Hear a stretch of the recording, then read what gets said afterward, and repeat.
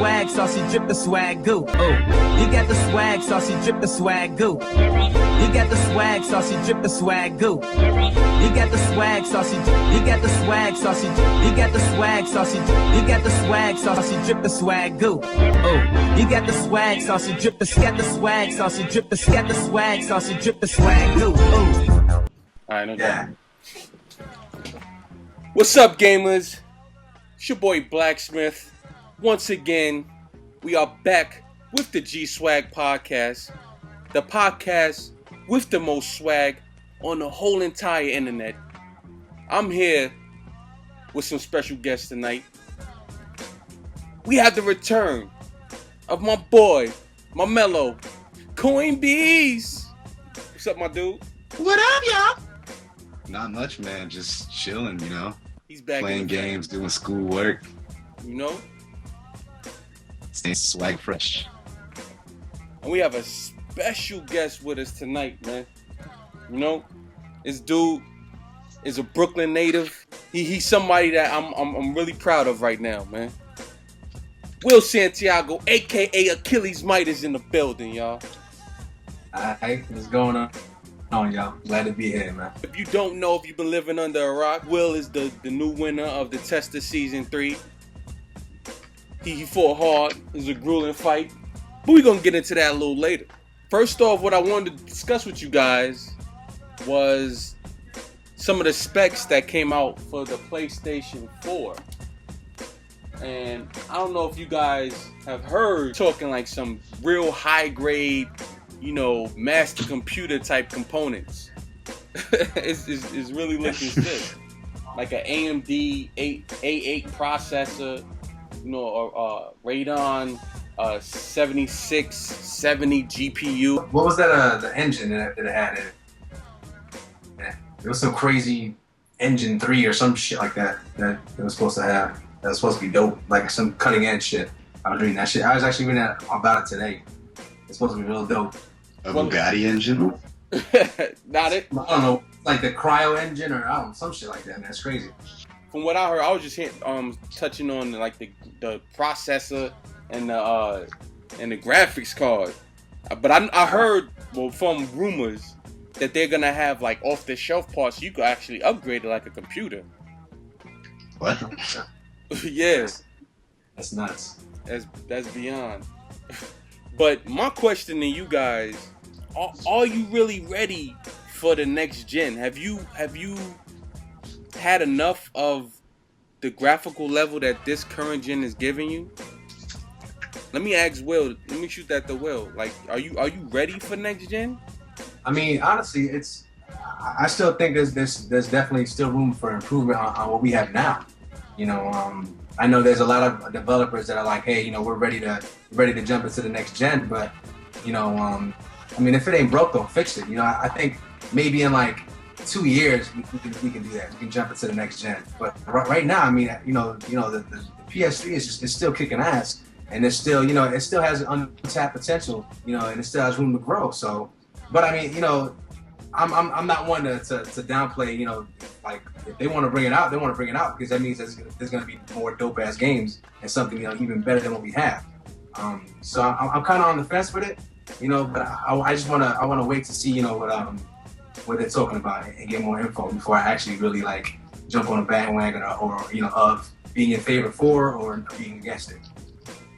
Now, I kind of feel like technology kind of has to, if these specs are correct, technology kind of has to catch up to, you know, where the PS4 will be. Graphic wise, it'll be, you know, they have like, you know, now we have 1080p and 720p. They were talking something crazy like 490p or something. Well, 4,000, somewhere in the 4,000s. It was like 4096. Yeah, 4096p, progressive scan, something crazy like that. You can watch that shit from space. You know, like you have to beam that stuff in our minds. Like there are no displays out there that could process that. So, you know, I'm wondering if this is just really, you know, them giving us a little taste. Beast, what you think? I mean, I'm up for upgrading, you know, the specs on it and all. Like, when you say if we're ready for the next gen of graphics, I mean, if you think about it right now, like, all the current systems are kind of on, like, you know, outdated graphics cards and shit. You know, I think they're on, like, like 5-6-year-old technology right now, like the current consoles we're on. I mean, if they really want to, you know, like, jump out there and, like, start making some pretty looking games, I mean, or prettier, I should say, I mean, they're gonna have to upgrade. But in my opinion, I'm not really big on the graphics so long as the games are good. I just don't want them to forget, you know, like, you can make a game pretty, but if it plays like ass, like, I'm not gonna want to look at it. That's very true. I have to say I agree with that. But I feel that, you know, if you look at what Quantic Dream just released at GDC, the Kira tech demo, that's current gen technology. That they're still able to push, you know, these processors and these graphics cards even further. So it really just doesn't, you know, make sense. Or I don't know if it doesn't just make sense or if I'm just not ready. I might be, you know, a future hater right now. I'm just, you know, I'm happy where I'm at. I like the graphical fidelity that I'm getting from the current gen systems, and I think that, you know, the higher they get graphically, the deeper the uncanny valley effect is gonna, you know, hinder gamers into being, you know, kind of set in that reality, you know, because that's kind of why we play games. We want to be placed in that experience. So, you know, I'm just not ready. Basically, I ain't mean to nerd out on y'all. I mean, it plays 4, right? So you're in good company. No doubt. I feel at home. Oh yeah. In other news, Devil May Cry, the reboot from Team Ninja and Capcom, the release date has been leaked by a UK retailer, and they're saying that it's the tentative date is around the beginning of August 8th, possibly August 7th, because that'll be the Tuesday, which games usually drop in America. How excited are you guys for this new Devil May Cry, this new Dante, and these new powers? Beast? Alright, Beast, let me know what you're thinking this time around. Let's go with you. Alright, so if I were to say I was not that excited for the new Devil May Cry, how would that make you guys feel?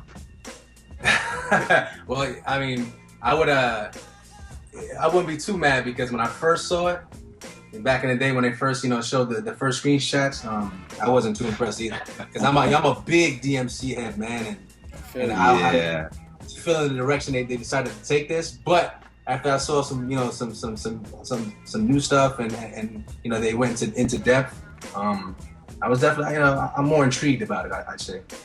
Plus his Team Ninja theory. I mean, like, those dudes, they're animals. Like, literally, like, do you not remember Heavenly Sword? Like, that game was retarded. And I still, to this day, I feel like the graphics are good. But go ahead, let me know why you're not excited. I just, like, dude, like, okay. I don't know if it's just Capcom messing with me and just, you know, taking everybody that I like and just throwing them out the window or something. But just, I guess I'm just not feeling the new Dante, you know? Like, I know that, like, earlier I just said, like, I don't care about graphics or whatnot as long as the game is fun. But Dante's got, like, a history and he just feels so different. It doesn't feel like, you know, Devil May Cry. What makes him not feel like the old Dante besides the hair color?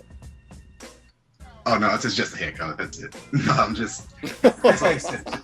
Right, like you know how like wild and crazy Dante's always been like since like the first game. He's like, you know, sitting on a chair eating a pizza, but like the chair's like implanted into the spine of like some demon beast. He's like surfing monsters and shit. Like just like in this one, like, you know, he's like flying out of windows. You know, he's like brooding and stuff. He just seems like so upset. Like, he just doesn't feel like. I mean, I know they're gonna, like, you know, explain it to us in the game, and like I'm looking forward to that. I want to see like I would love to see like this brooding little punk, start becoming this wild, crazy badass that the Dante I know and love right now is. But just right now, like when they showed me that trailer, that just left like such a bad taste in my mouth. I was just like, ugh. Well, let me let you go before I go into this dude because he's bugging. I mean, like the one thing that kind of rubbed me the wrong way about this whole thing was why reboot? Why reboot it? Like it doesn't need to be rebooted. Like it's still fresh. It's still more material that you can milk out of it. And I mean, Dante's such a sick character and a likable character that you can just push him in a different angle without making it a reboot. You know what I'm saying? Like I don't like my favorite one was 3. Like that Dante, that version of Dante was sick. He was sick, and you know what I'm saying? Like that just like I think that really showed with the character and the depth of what character he is. So it's like to make him just straight on the opposite side, just like really like he said, like really broody and really dark. I don't really get it too much, but the gameplay looks dope. The fighting and everything else, it looks pretty sick. But I'm a story-driven person, so I'm really curious to see how they're gonna push that. I definitely agree with what you said. I mean, I feel like every character has to have some kind of evolution. If a lot of fans, they feel like they don't want you to change, the gumbo. They don't want you to change the formula too much, because then that's gonna take them away from what they remember about the previous title. But they don't want you to put the same game out, because then all you're doing is rehashing what has worked previously and not expanding on the franchise. So I feel that the way that the changes that they've made by changing his exterior but keeping the core mechanics the same is the best way to go about rebooting the franchise. All the things that you've loved are still there. Some of the things that have changed are just their visuals. I feel like Team Ninja Theory, they always had that kind of, edginess to them, and I feel like this Dante's visually is just reflecting that. Also, he still when he changes into his Devil Trigger mode, he still resembles the old Dante with the white hair, with the he resembles the Dante you recognize. So I feel that I'm kind of like I'm excited about it, and I can see why they changed it, but I'm also a little bit confused as to why they did not choose to elevate the story, with Nero. Nero in the last Devil May Cry 4, which I'm still in a battle on which one is better, Devil May Cry 3 or 4, because I really love Nero in that game. I felt like he was an evolution of Dante in a way, in a good way, because he allowed you to create higher combos. I think I got like a 128 hit combo one time with Nero. It was ridiculous. So I feel like there was an avenue they could have went to, but they decided to go their own route, and I'm just excited to see how they actually put their own special spices and flavors on it, but still came to the table with something that Capcom would approve, because I don't think they would approve like a game that they wouldn't be happy with.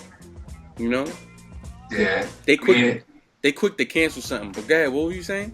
Oh no, I was just saying that I guarantee fucking that fan service was definitely in the forefront, man. Because if you're not doing the fans justice, then you ain't gonna nobody to buy your game. So it's like you can make all the changes you want, but you definitely still need to keep it true to what the fans are accustomed to. So, I think Capcom has a love-hate relationship with fans, to be honest. They love the money, hate the fans. Nah, I wouldn't. Yeah, I think they that's messed up. Yeah, I feel you. Yeah, they're trying to they do things that they're like, we know what's best for you, and they don't let us make our own decisions. It's crazy. But I'm still excited for it. I'm definitely gonna pick it up day one. I already got the HD collection. Everyone's saying it's garbage. I love it. You know, I'm playing it to death right now. It's just I'm kind of like I'm mad because it's 3 games and it's 3 long games. Yeah. So I don't know how dudes are like putting out reviews, and these games are like they're like 20-30 hour games each. And it came out like maybe last week, Friday, released early. So you know, it's kind of crazy. I'm a Devil May Cry head. I have all the games. I don't know if you guys know that there's like 3 or 4 chapters of anime. Yeah, I saw it. I peeped that. Oh yes. I don't like the anime. You like the anime though? Yeah, yo. Right. I'm gonna tell you why I don't like the anime. Because it was too off the wall, man. It was like over the top. Like it was like, all right, so Dante would be chilling, right? And he's in the bar, and all of a sudden he shoots in the corner. And nobody knows why, but there's like 4 demons in the corner. And he just knew. He did that shit like consistently throughout the fucking anime. And I'm like, really? You just gonna shoot random shit and make the bullet ricochet off a damn tree because you know there's a fucking demon like 40 yards away. And it was kind of over the top, but I mean it is anime, so I just like, eh. I think that's what it was kind of meant for. It kind of like he took his whole, you know, forgive the pun, he took his swag to 1,000. You know, he's like, he really... Yeah, he doesn't know how to turn that shit off. Nah, not that. He's the ultimate badass. He was just, I think he was, in the anime, he was going nuts. And I just... going crazy, yeah. And that's kind of what I loved about it, because he couldn't really do that in the games. He couldn't go, you know, bananas, because they had to confine it and they had to make sure that the story was, you know, made sense. But in the anime, he went bananas. He's like, you know, I do what I want. He was OP. He was Definitely OP. Definitely OP. So now that we got the news out the way, got the current events out the way, I want to focus on you, my brother. Alright.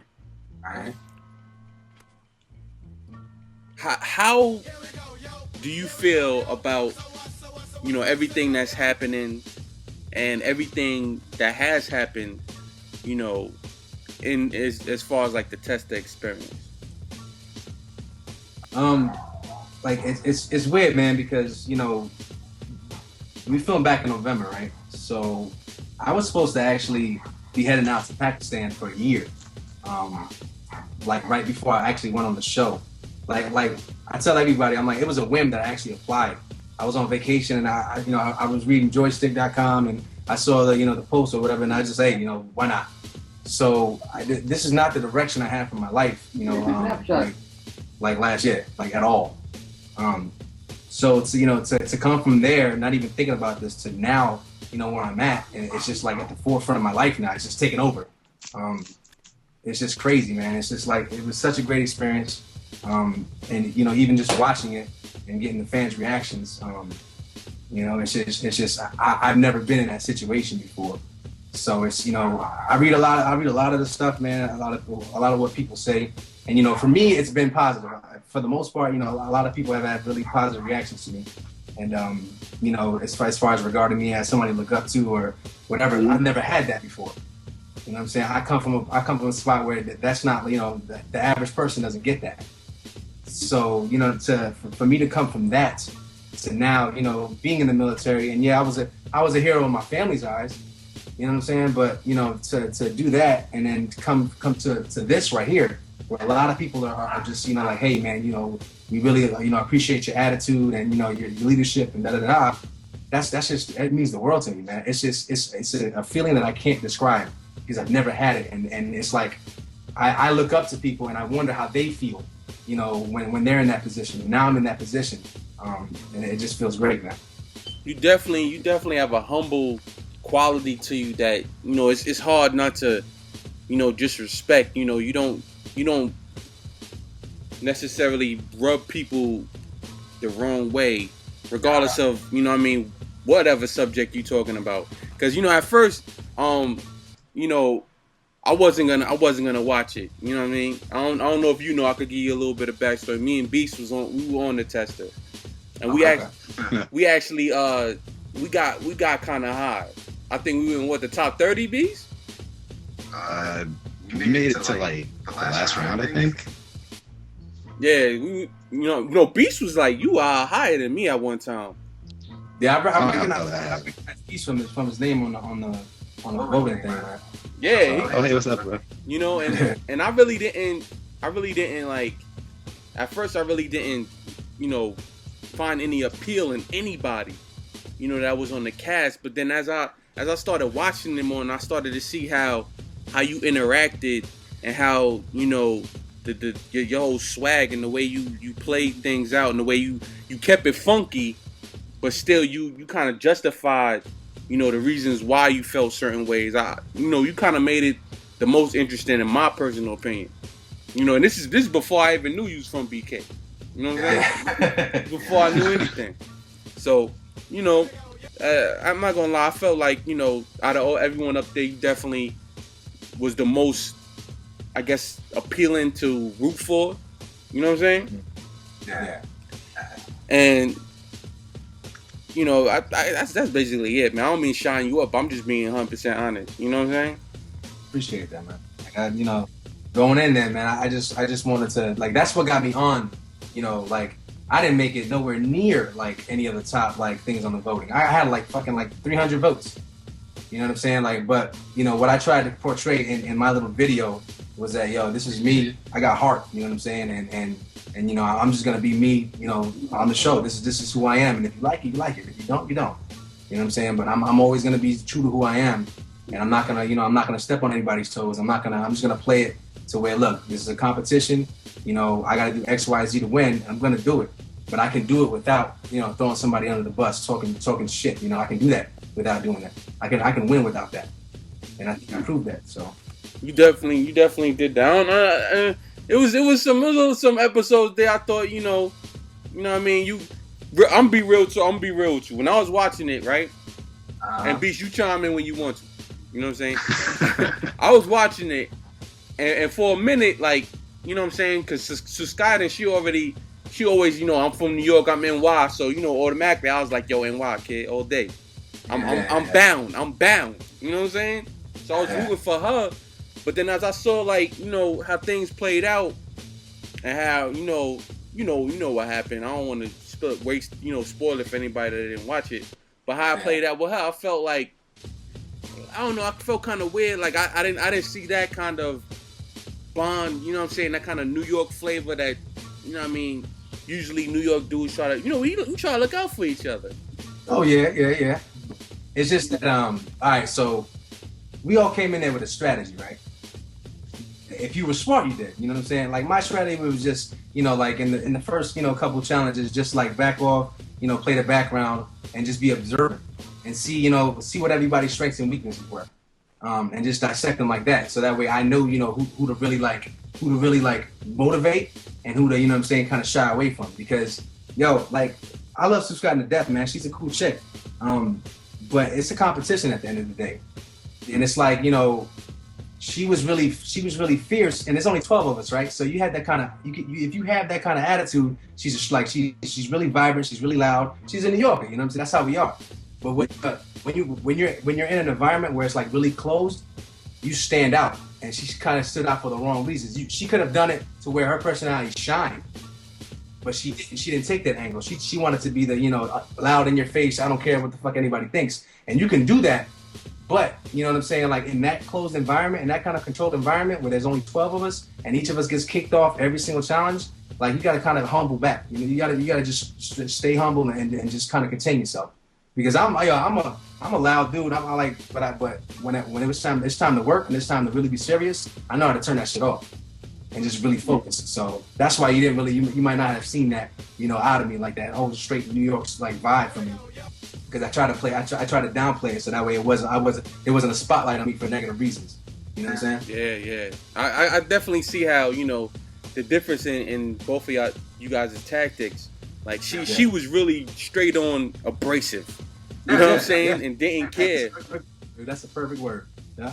And which I mean, I love Latin women, B. I'm gonna be real talk. That's what I love about them. You know what I'm saying? but it's I could definitely see you guys' strategy. I don't know, Beast, you got something you want to put in? I have another question for you too. You know what I mean? But I mean, I can see why Why Achilles won? He's a beast. Just, I mean, I don't really have much to say about Six Kaiden. I mean, she kind of talks like my mom, so I didn't really like her. I've been like in the game industry, I guess you could say, for about 5 years now. At first I started out doing QA for Redstone Entertainment. You know, I had a couple QA jobs, you know, got a couple AAAs under my belt, Ghost Recon, you know what I'm saying? And I know how the game industry is, you know, and that's kind of why I'm not really in it like I was, you know, back in the day. Now I've done media for the last 3 years, you know, and I felt like it's been a lot more rewarding. You know, I've done more things like going to GDC, going to E3, and you know, I'm personally I'm happy that someone like you won. Not only just because you seem like you have yourself together, you know, you understand who you are, and you can do your job by still remaining yourself. Because a lot of people, you know, when they get around, you know what I'm saying, a certain industry, they start to change. Yeah. You know, and they start to let that industry affect them. And I'm extremely happy because it feels like, you know, I wouldn't say that you got the hood in you, but you got your own bop. You still got that swagger, that New York swagger, and I want so bad for people like us to make it and to get big, you know, because it seems like, you know, I'm gonna be 100% honest. It seems like in the game industry, if you're not Carlton Banks, you know, it's hard to succeed. No, 100%, being 100%, like. I'm with you, man. I'm definitely with you on that. You know, I've definitely, because that's one thing I pride myself on. You know, I'm myself. I'm not gonna change my face, you know, to be anyone else. I might talk a little more, you know. Hi, how are you? No, never that. Never that, sir. My name is the Blacksmith. Nah. I might articulate a little bit better, you know, but I feel like the way I talk, it's not necessary for me to put on any kind of accent. You know, I can articulate my words, you know, you can understand what I'm saying without me having to, you know, to change. And I just want to see people, you know, of our culture, because it seemed like you're a part of the hip hop culture, you're part of urban culture.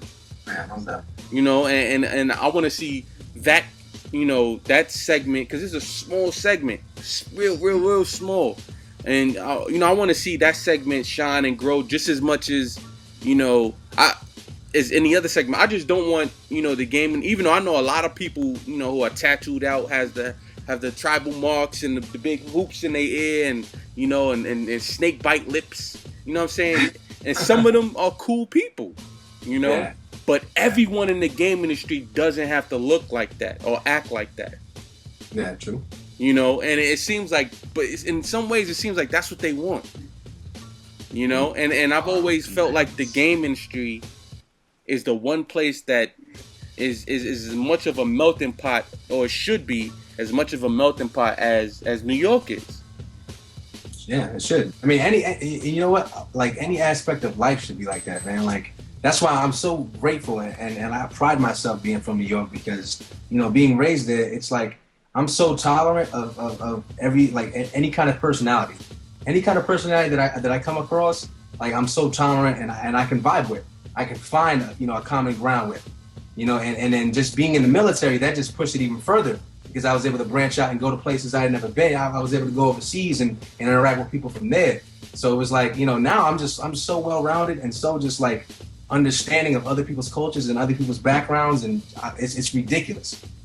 So, you know what I'm saying? That's why I love New York, man, and I'm so glad that I'm from there, because it gave me a leg up, I think, on when it was time for me to branch out and step out in life.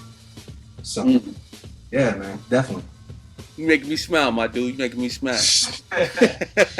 Nah, man, because I'm all warm and stuff and shit. Yeah, man. Nah, I'm proud of you, bro. I'm proud of you, man. I really am, man. You know, the only advice I have is, you know, and it's not most likely is, you know, in dealing with people I have in the game industry, because Beast will tell you, I know a lot of heads. Yeah, dude, this guy knows fucking everybody. I know a lot of heads, and the higher ups, the people who are high up, and the ones who are already established, you don't have to worry about being yourself or look over your shoulder with them. They're gonna accept you for who you are. They understand who you are, and they can see your talents and your skills. But it's those underlings. It's those underlings. They're the ones that are, they're still scrounging to get theirs. They're gonna try to change, who you are, and try to, I guess, fit you in a box. And I just, I just don't want, what I want from you personally, you know what I'm saying? I want you to still rock your fitted caps. You know what I'm saying? Always. That shit'll never change. And that's the best way I could put it. You know what I mean? I don't look good in hats. Yeah, man. It's crazy, man, because honestly, like what you're describing, the military is almost just like that, man. You got your leadership, like you got your higher ups that you look up to, that you really like, wow, like this guy's running this, this and this unit and da-da-da-da, and he's doing this and he's really inspirational. But then you got the sergeants, underneath him that are just dicks. That are, that are both under the bus and eat their own to get a leg up, to be where that inspirational person that you look up to is. And they'll do whatever they want, they have to do. They'll segregate, they'll use the good old boy system. Like it's ridiculous, man. And it's sad that, that there's people out there like that in leadership roles. Like if it was up to me, none of them would be in leadership roles, man. Because that's not being a leader. Not at being all. a leader is being tolerant of everybody and recognizing talent in everybody you have to, that's underneath you, so that they can rise up, above. And then one day they can, be higher than you. You know what I'm saying?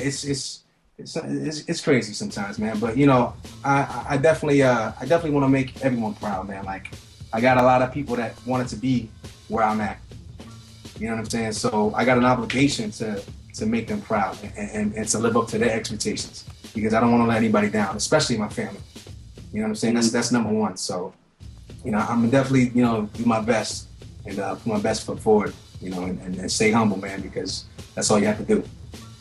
Yo, man, I'm gonna be, 100% honest. I was like, I was bent. I was a little bent, on the whole Testa situation. But seeing, you and interacting with you and seeing the type of person that you are, I'm so glad that happened. I'm so glad you was chosen. I'm so glad that you won, because you're really deserving of it. Like you're really, I want to see you do well, man. I appreciate that, man. Honestly, you know what I'm saying? And it's turning into a bro moment right here, man. Yeah. Man, I wanna hug y'all, but I don't got this laptop in front of me. But yeah, man, I just, I have a lot of high hopes for the game industry, and I hope this is the start of, like definitely things that are gonna happen that's gonna be able to open up a lot of people's minds and bring us all together. Because I feel like that's the only label we really should have, gamers. Mm-hmm. You know, and it's almost like, because I think the only other like culture that had that is like hip hop culture. But that kind of got skewed a little bit. Now, you have your dudes who, I guess the hipsters, the tight pants dudes, and you know what I'm saying? And then you got everyone else, and it's kind of like mashed up. So like I kind of fell back, and I fell into gaming, because it seemed like regardless of where you from, if you get in a conversation and you talking about the first time you played Chrono Trigger, yeah, the dude in the corner who's not talking to nobody will come up and start talking to you. Yeah, the spring to life, man. Hell yeah. Exactly. So, and that's what I'm hoping, the game industry continues to be and elevates to the next point where we lose all of our labels on like where we're from, our demographic attachments, and we just all become gamers, What you guys have witnessed right here is, a bro moment. In the manliest form, though. In the manliest form. It's nothing but testosterone. Nothing but. I like to thank Will Santiago, aka AkilleezMight, for joining us today. Oh yeah, man. Thank you for having me, man. I had a blast. I'd like to thank Coin Beast for coming back. Hey, y'all. He's back again, y'all. He's the funny man is in the building. Back in action. I'm your host, the Blacksmith, and this has been the Gswag podcast. I hope you guys game hard and do your thing. Swag. Swag. Gswag.